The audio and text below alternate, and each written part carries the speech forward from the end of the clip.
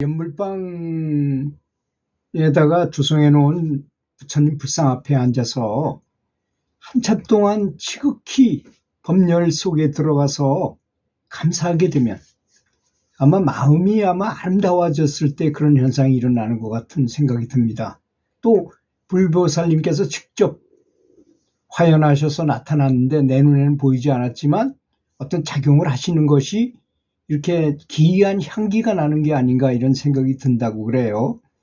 그래서 방 안에 나는 방 안에 가득한 아주 기이한 전단향 향기가 나는데 요거는 세상에는 없는 향기라는 것입니다. 그래서 그런 걸 가끔 이거 맡을 수 있었는데 특히 마음이 내가 아름다웠을 때 아주 자비롭고 부처님께 감사하고 있을 때 이렇게 극락과 연결되었다는 부처님과 연결되었다는 어떤 신호인 것 같다는 생각이 들었어요.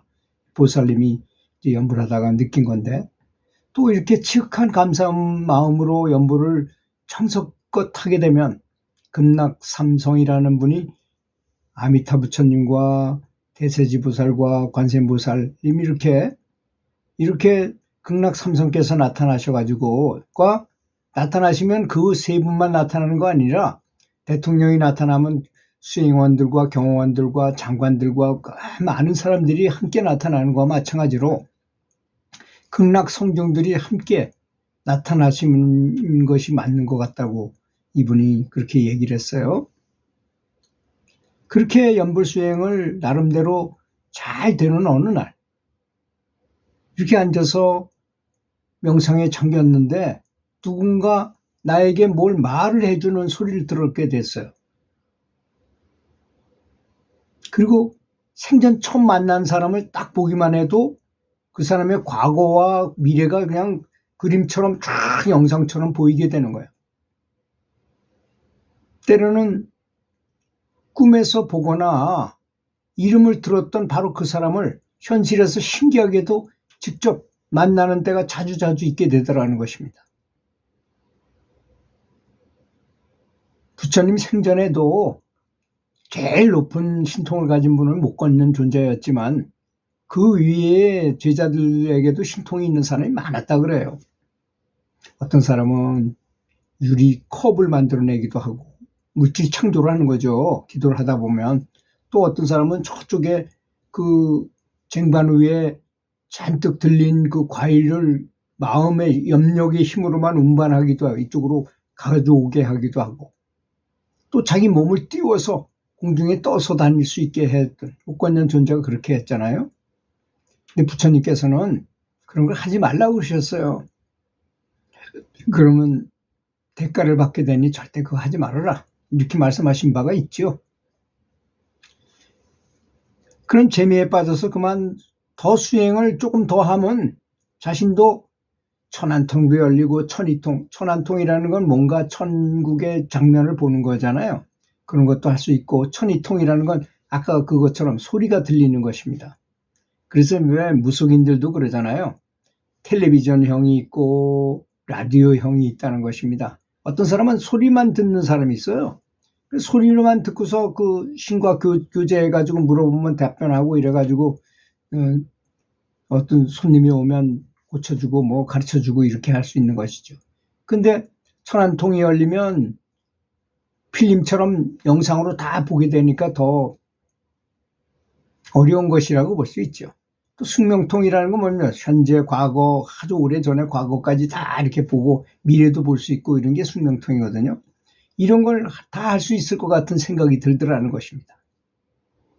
그것이 마구니들이 가져다 주는 무당들이나 하는 그런 것이라는 걸 까맣게 모르고 자기는 무슨 큰 깨달음을 얻은 줄 그렇게 착각했다는 것입니다. 그런 예가 망공선사에게서도 있었죠. 망공선사가 참선을 하다 보니까 남의 집 숟가락이 몇 짝이고 뭐 이런 거 다 알겠더라는 거예요. 사람이 몇 명 지금 어느 거리를 지나다니고 뭐 이런 걸 다 알겠더라는 것입니다. 그래서 스승인 경호한테 얘기를 했어요. 그 얘기를 했더니 스승이 작대기로 막 두드려 패면서 야 이놈아 네가 마구니 짓을 하고 있다. 당장 그거 때려치고 다시 공부 시작해라 해가지고 망공선사가 그때 크게 반성하게 됩니다. 아, 내가 귀신 노름에 빠졌구나, 마구니 노름에 빠졌구나 해가지고 다시 화두를 들고 공부해가지고 유체유심절로에다가 깨달음을 얻었다는 거 아니겠습니까? 그래서 다행히도 이 양반이 경전을 보다가 이제 오심법묘장품이라는 그런 게 있잖아요.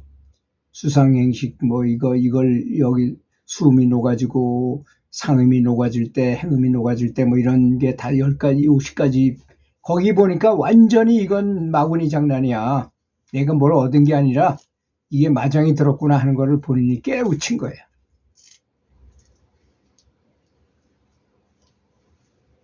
그 이상한 방향으로 내가 가고 있고 마장에 빠졌다는 걸 이제 알게 됐어요. 그래서 그럴 때는 어떻게 하면 됩니까?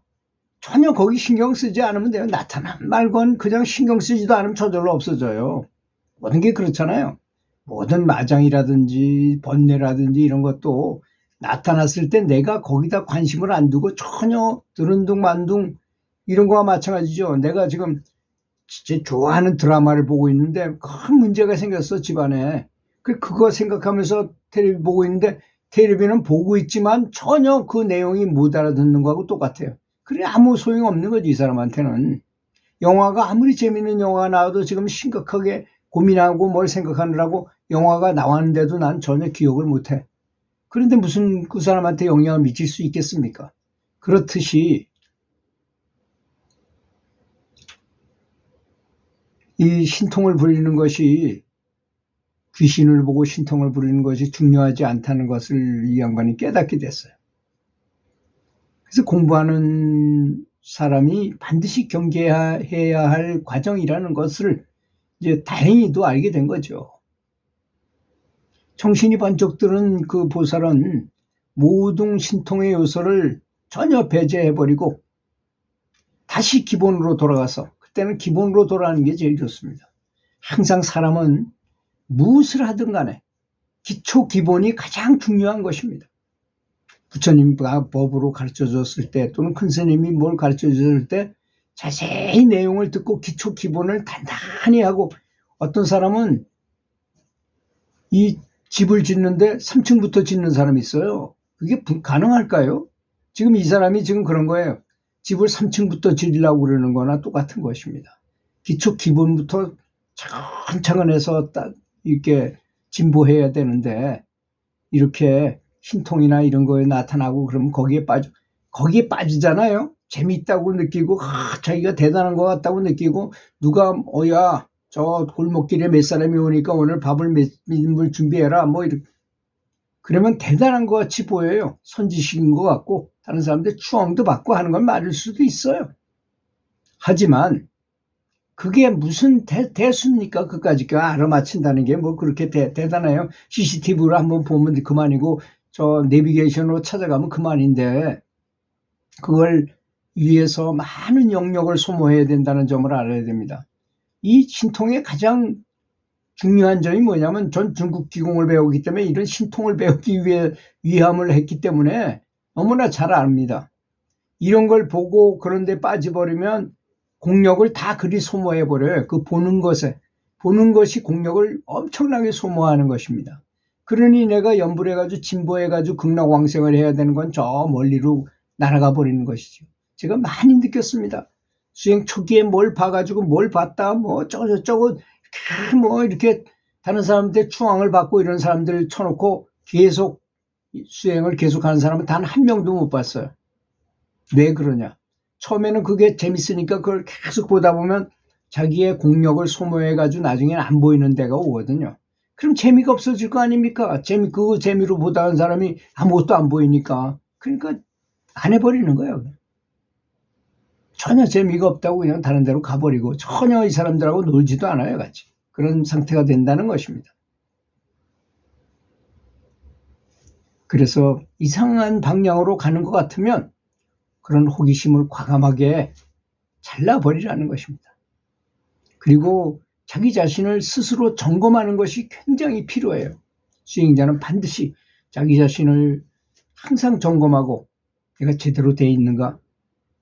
그 다음에 점검하고 반성하고 참여하고 이렇게 수행을 계속해 나가면 아무 탈이 없이 잘할 수 있지 않겠는가 이렇게 생각이 듭니다. 들어주셔서 감사합니다.